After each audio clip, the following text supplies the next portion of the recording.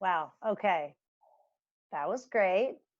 Um, and we are gonna move on to the third panel. Well, actually, to our special guest speaker. But I do just want to say I could have listened for a really long time. I feel like I have so many questions, but some excellent tips and ways to think about, you know, parenting at this, how to be a mother transitioning, what it's like during this pandemic, which is so difficult for all of us. So thank you. And there she is, Gabby Bernstein. So we are so honored, Gabby, to have you with us today.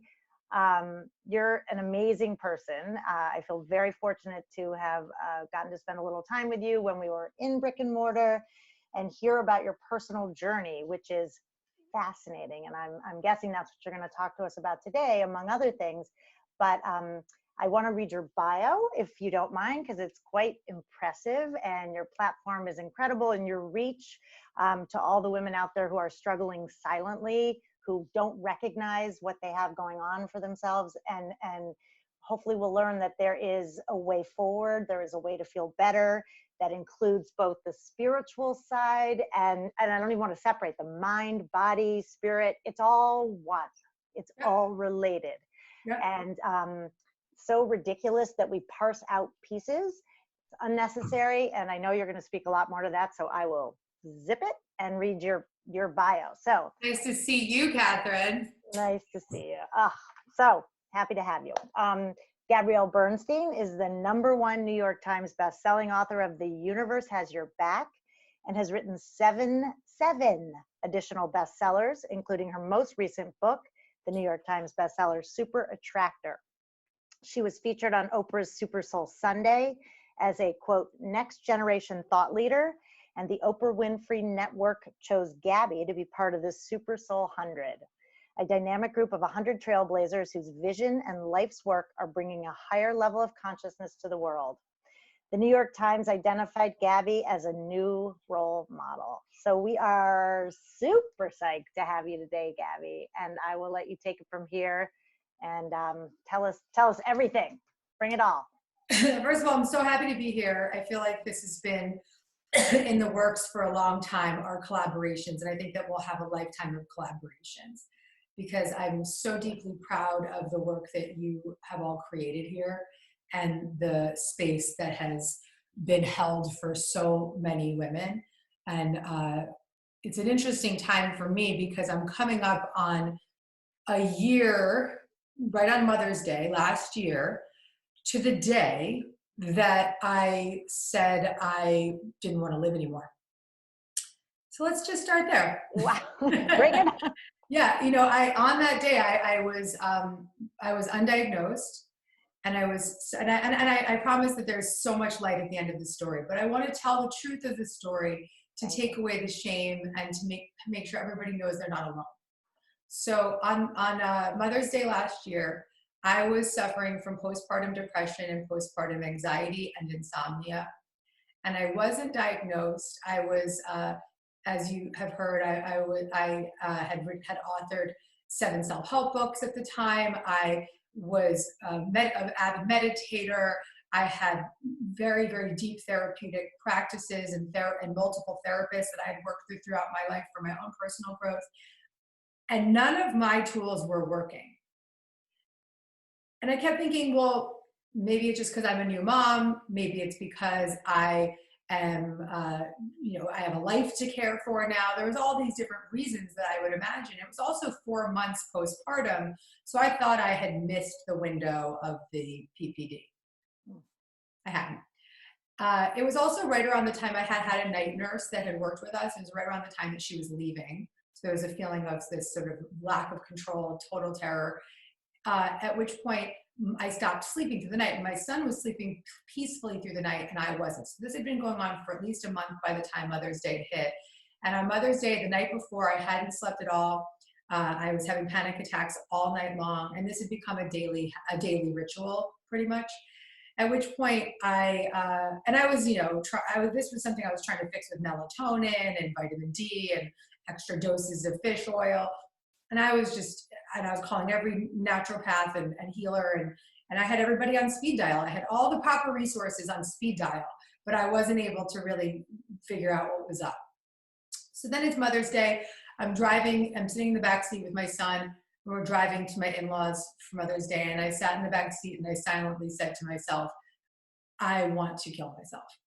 I don't want to do this anymore. And I want to be clear, I wasn't going to take my life, but had I kept going, I don't know what would have happened. Had I not gotten the proper diagnosis, I don't know what would have happened. And that's real. That's real. When we have a biochemical condition, that's where we go. And that's real. And that's okay, because there's help, because you're here, because you're watching, because Catherine exists, because human beings exist that can guide you in the right path. So that continued on for another month like that.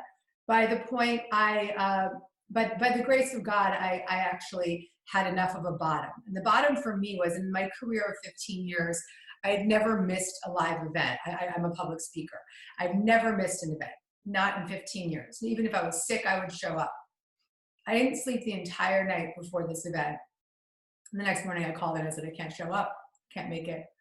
And that was the day that I recognized that my powerlessness. I recognized my powerlessness. I recognized that I could not control my circumstances. I could not control the situation. I felt disconnected from my child. I didn't recognize him anymore. I felt completely depleted from breastfeeding and working and suffering, all the suffering. I felt I had exhausted all of my relationships trying to get help and seek help. And my marriage was suffering because my poor husband was having such a traumatic event alongside me because he didn't know how to handle this. All the while, I'm trying to meditate, it's not working. And that, I think, was probably one of the most terrifying things for me, is that my tools were no longer working. And it was so devastating to me, because these were tools that I had developed and written about and lived with and cared for and believed in, and they weren't working. And finally, my therapist actually intervened that same day. And she called, and because I was texting her saying, I don't know what's going on, I missed my talk. And she called my husband and I, and she said, Gabby needs to be medicated. She's having a biochemical condition. Her tools will not work in this situation, and she needs to get on medication. This is coming. Now here I am. I'm somebody who had never filled out a prescription. I was brought up homeopathic. I, had like drawers and drawers of supplements. I believed that ashwagandha was the answer. And, I was part of the stigma, frankly, Catherine. I want to share that with you. But there was a point in time where my editorial director from my team had helped me write this blog on anxiety over a few years ago. And she wanted to share that she was on medication. And I said, no, don't share that. It's going to bring up a whole conversation that we don't need to get into. And she cried, and I recognized how I had shamed her, and we worked it out. But I was still in that belief system, like, I don't need to go there. I don't need to go there. I was part of the stigma. And I really believe that by the grace of God, I was led to my knees so that I could be a voice for the power of alternative medicine and Western medicine that frankly saved my life. And so if there's a lot of people out there in the wellness world that feel ashamed of having to take a medicated path, I am the voice of reason. I am here to give you permission to allow your therapist, your psychiatrist, to guide you towards what is of the highest good for you and your mental health. Because had I not taken, I got on Zoloft right away. I had to take medication to help with my sleep, to get me back on my sleeping path. And within 3 or 4 months, I was beginning to feel normal again. Thankfully, I found a medication that served me, and I was guided to a psychiatrist who is very well versed in this world, much like Catherine, and I was given the right guidance. Now, so many women don't find that guidance, and that's why I'm so happy that everyone that's watching is here. Because the fact that you're here means that whether you need medication or not, you're seeking support. You're looking and you're open to receive that support, and you're receiving exactly from the exact perfect resource. When I sat down and met Paige and Catherine and Elizabeth, and I hope I get to see a picture of that baby soon. When I sat down and met the three of you, I just sat there. I wanted to cry in that room because I was almost mad at myself for not having gotten to you sooner. And, thankfully you met me on the other side, but I know had I gotten to you sooner, I could have even gotten to this faster. And so that's why I'm so grateful that this organization exists, and I believe so deeply in everything that you can create now that you're online. So I want to talk a little bit now about where I am today, because I want to talk about the hope of what this brings. So my child is 16 months. He is such a beautiful human being. I am able to, now that I am in a stable foundational state, I'm going to share more of what I did to get here beyond just the medication, because I want to really reiterate, I want to say this over and over again, which is that the medication is the first step. And one of the things that my psychiatrist said to me early on, and I'm sure it's something that Catherine would repeat to people regularly, which is that the medication is the first step. The beauty of the medication is that it's not the first step for everybody. For some people, it can be a first step. But if you're in that kind of acute crisis, and in that crisis, you're not safe enough to do the deeper work. But when you get to a place of safety, whether it's through medication or whether it's through the mindful practices that you're learning today, once you're in that place of safety, that's when you can really do the deeper work that lives underneath the episode of that traumatic experience. Because ultimately, becoming a mother is a traumatic event. It's one of it's the most beautiful event of your life, but it's also a traumatic event because it's completely turning your entire world upside down, your perception of yourself upside down. Any trauma that you may have experienced from your childhood, I am a survivor of childhood trauma, that gets kicked up. That, I believe, definitely perpetuated a lot of my PPD and PPA. I'm sure of it. And so the beautiful thing that my psychiatrist said to me was, she said, listen, Gabby, this medication will give you a level of safety that you've never known. And, I know that you're going to do something with that. I know that you are going to be brave enough to do something with that. Let me tell you, people, mothers, mamas, what I am most proud of in my life, other than my son and my marriage, is not writing New York Times bestsellers or any of the other things that Catherine read in my bio. That's not it. What I'm most proud of in my life is the bravery that I have, and the bravery to go to the places that scared me and the places that were the undeveloped parts of myself this past year in this recovery, this year in 6 months. The bravery, the commitment, and the devotion to my freedom, my well-being, my healing from childhood trauma and the PTSD of having PPD and PPA, going to the places that I would have never been able to go to without the safety that I was given. So the next phase was, okay, you're medicated. Let's say you're medicated. What are you going to do with it? What's next? Or you're back to baseline, not from medication, but from all the from personal growth or therapy or a meditative practice. What's next? And so having the willingness and the bravery to continue that journey of personal growth, because your child is really just it's a moment of awakening when you give birth. It's a moment of saying, okay, I have a choice to be new. So what are you going to do with that opportunity? And even if being guided there is difficult, it's an opportunity. So I looked at my diagnosis as the greatest opportunity. And I can say now, 16 months later, that it was the best turning point of my life. I would never have been able to get to the place of safety that I needed to get to do the deeper work had this not been my story. More importantly, I'm so proud that I can live to tell those stories so that I can support other mothers. And also so that I, as a motivational speaker, as a spiritual teacher, as a spiritual author, can really honor and speak with a lot of conviction and love about what it means to have mental illness. Because now I have lived it. And to speak about it with pride, and to speak about it with grace, and to speak about it with a level of understanding and education, because I have lived it. So in this period of the last year, really, because it's about 6 months when I got my proper diagnosis. So in the last year, I have to tell all these moms that may have gone through this, where you felt that disconnect with your child. One of the greatest gifts that this pandemic has given me is this opportunity to not have childcare. And I say opportunity because I am so deeply in it with my kid now. And I feel that it's given me this opportunity to reclaim the bonding that was lost when I was so ill. and to really help him feel safe with me in a way that we never had. So that's really a groundbreaking experience for me. I also really at this time am recognizing that regardless of whether you have a PPD diagnosis or not, it's a chaotic, fearful time. So for moms, that's completely elevated.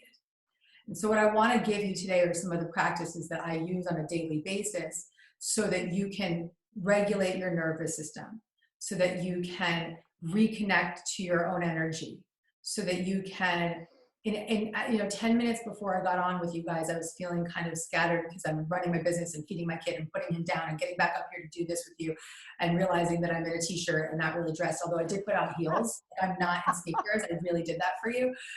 So I'm like going, so I lay down and I did this. And this is something I want to teach you all because it's something that you can do right now with me and all throughout the day. So it's a hold, which is placing your left hand on your heart and your right hand on your belly. And this is a real position of safety. This is a position of recognition and holding your own heart, bringing yourself back to safety. And on the inhale, extend your diaphragm. And on the exhale, allow it to relax. And on the inhale, breathe in through your nose, extending your diaphragm. On the exhale, breathe out through your mouth as your diaphragm relaxes. Close your eyes, breathe in, extend your diaphragm. Breathe out, allow your diaphragm to relax. And breathing in through your nose and out through your mouth. And continuing that cycle of breath, breathing in through your nose, out through your mouth. And saying silently to yourself, and I'll say it out loud to you, I am safe. I am safe. I am safe. I am safe. And take one last deep breath in and release.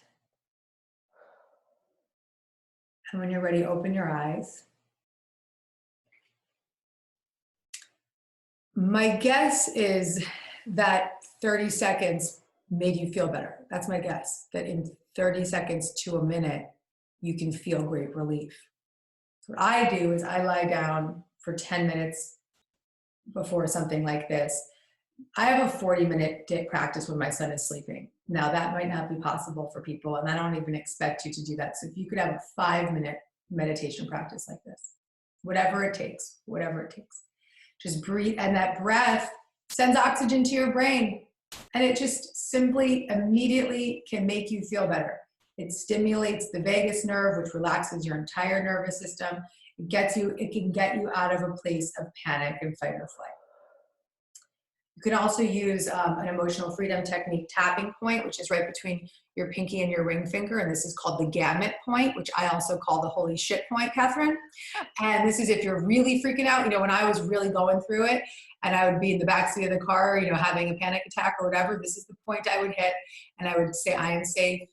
I am safe. I am safe. I am safe. Another hold, you've got this hold, you've got this hold. Your right hand on your forehead and your left hand on your chest. And you can do that breath just like that. So these are just some of the simple practices that I've been using throughout my entire trauma recovery and through my PD recovery. Most importantly, it's also really slowing down our thoughts. So I practice a lot of CBT during the postpartum period, which I know Catherine offers in her books. And it's a method that, any way we can unpack our stories and undo our stories. And so the one that was really effective for me, cognitive behavioral therapy, was the catastrophizing, right? What to do when you're catastrophizing. So I would ask myself these 3 questions. What's the worst case scenario? And I would give myself permission to go there for a moment. What's the best case scenario? And what's the most likely scenario? And the most likely scenario was never the worst case scenario. It just wasn't.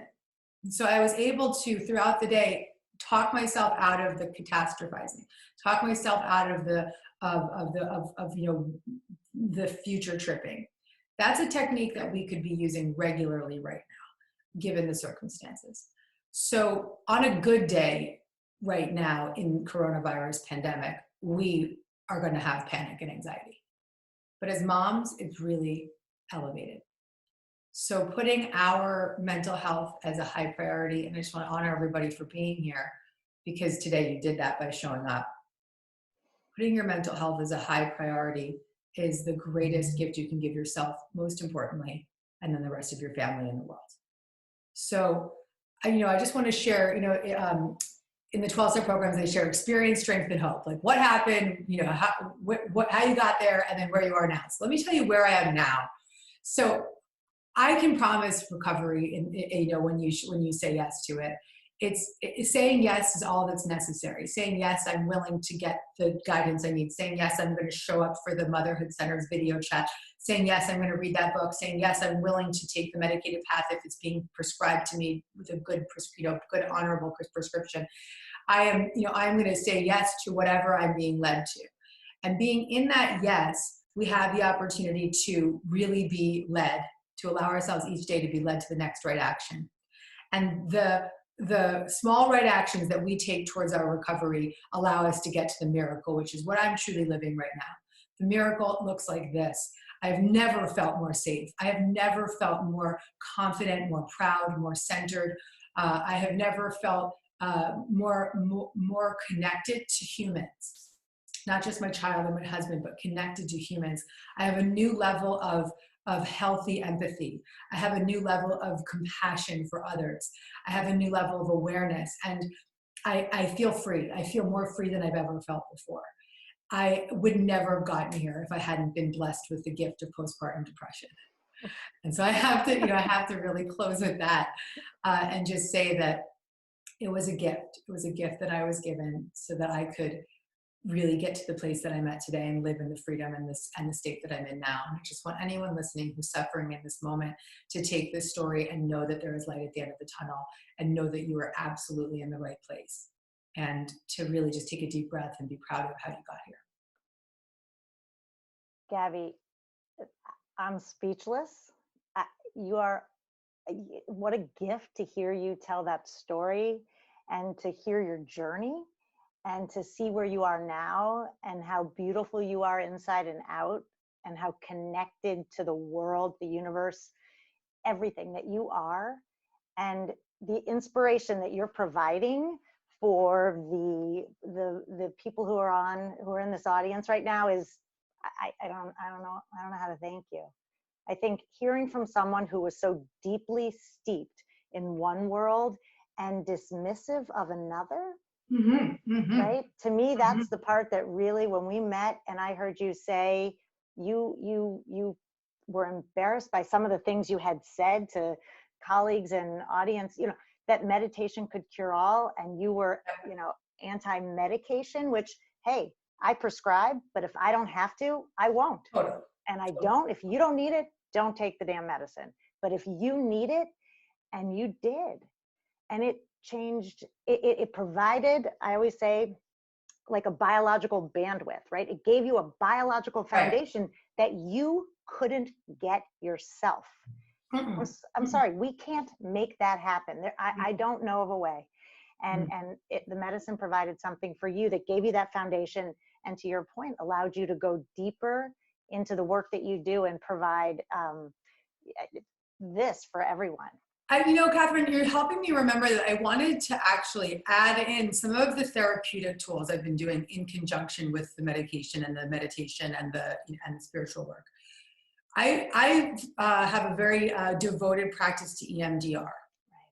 So I do weekly EMDR sessions with a therapist, and then I also now use binaural meditation music or sometimes called bilateral music to do that hold and just listen to the bilateral. And this is EMDR, and you can probably even speak to this better than I can, but EMDR is a practice that's very, very valuable for trauma. And it stimulates the bilateral brain functioning, which really helps you get to a resource part of your brain that you may otherwise not be able to get to. And through this practice, you don't have to even remember the traumatic event. It can help unlock the energy that is stuck within you and the stories that are locked into your memory. It's been extremely beneficial, and maybe that's something that we can do a blog on one day for the Motherhood Center. I've also used emotional freedom technique, which was the tapping, which I spoke about. I want to give everyone watching, I did a free hour-long workshop on anxiety relief. So I'll give you the link to send out or to put down, but it's just gabbybernstein.com/relief. And in that, I did a tapping meditation. And that was really valuable for anyone they could get from like a 10 of anxiety down to a 2 in that 5 minutes. I obviously, talk therapy has been a huge part of my practice. I have a devotional talk therapy. I also have been practicing and studying somatic experiencing, the work of Dr. Peter Levine. It's extraordinary work. And if you are guided, you can just begin with any one of Peter's books, Awakening the Tiger, or right now I'm actually reading Trauma Proofing Your Kids, which is an excellent book that we could all be reading right now. And then some of my other personal growth is actually in a backwards way come through my commitment and my desire to serve my child and to help him, create a whole brain experience in his life and be able to show up for life with his whole brain. So I've been reading a lot of the books, the work of Daniel Siegel. And particularly right now, I'm in the midst of finishing the book, No Drama Discipline. But what I'm realizing from that book, Catherine, that's so fascinating to me, maybe you can at some point interview him about this book and about the work, but what's so fascinating about this book and this work is that it's all the ways that we wanted to be treated. We wanted our thoughts and our energy and our experiences and our emotions to be honored and connected to. And when we're triggered, when we have a child or when we have PPD, we can't get to that adult, that resource, that upper brain. We can't just jump into that. And so practicing these principles on my son of connection and honoring his emotions and honoring what he's going through, and then gently redirecting him once he's in a calmer state. Practicing these principles have made me realize that they're probably the greatest principles I can practice to myself for my own personal growth and reparenting. So there's a lot of beauty in what you learn when you decide to care for a child, because it's in many ways becoming a mother is about learning how to mother yourself. Absolutely. And though I'm not the first to say it, I'll say it again, that our children are our greatest teachers. That's right. They require of us to grow up. And if we didn't do it before, you got to do it now. We have to do it now for ourselves and for them. And sometimes it takes having a child to push ourselves, to motivate ourselves, to be, you can't do it for yourself, but you'll do it for someone else. Right, that problem. Right. So you have the kid and you'll say, I'll do it for them, but you realize you actually have to do it for yourself. That's because right. without that work, without self-work, you can't help your kid, right? You just can't. I mean, you can parent, but you're going to do a far deeper connected job if you understand who you are. And that's right. Gabby, I mean, I love your openness and your courage. You are amazingly open to the world and taking in. I see you take in everything. You really do. And you use it, you integrate it, and then you put it back out there for us. And the world is better off for having someone like you in it. Thank you. A profound teacher. And, right back at you. Right back at you. Thank you so much. I want to honor your time. I know that you have a baby to put to sleep and things to do. So thank you, everybody. I just hope everybody that's going through this period just feels supported and loved in this moment. And I want to honor Catherine and Paige and the whole team at the Motherhood Center for the beautiful contribution you're making into the world. So thank you for everything you do. Thank you so much, Gabby. Bye, guys. bye, Gabby. Mm-hmm.